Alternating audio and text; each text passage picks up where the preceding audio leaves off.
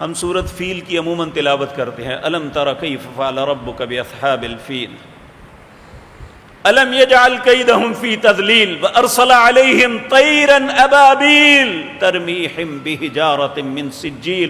اس زمانے کے سب سے طاقتور جانور لے کے وہ آئے تھے کہ کعبۃ اللہ کو ڈھا دینا ہے، اور کعبۃ اللہ کے متولی پہاڑوں پہ چڑھ گئے تھے کہ ہم ان کا مقابلہ نہیں کر سکتے، تو اللہ نے کہا وَأَرْسَلَ عَلَيْهِمْ طَيْرًا أَبَابِيلَ، میں نے پرندوں کا ایک گروہ بھیج دیا، فَجْعَلَهُمْ كَعَصْفٍ مَّأْكُولٍ، وہ جو بوسا ہوتا ہے نا، پنجابی میں کہتے ہیں نا توڑی گانا، جب گاتے ہیں تو وہ کاٹ کاٹ کے الگ الگ کر دیتی ہے، چھوٹے چھوٹے ٹکڑے کر دیتی ہے۔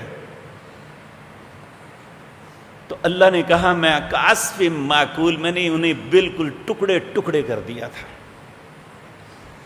تو میرے عزیز بھائیوں، جب پہلی بات میرے اور آپ کے سمجھنے کی یہ ہے کہ بحیثیت مسلمان ہماری دوستی سب سے پہلے اللہ رب العزت سے ہونی چاہیے۔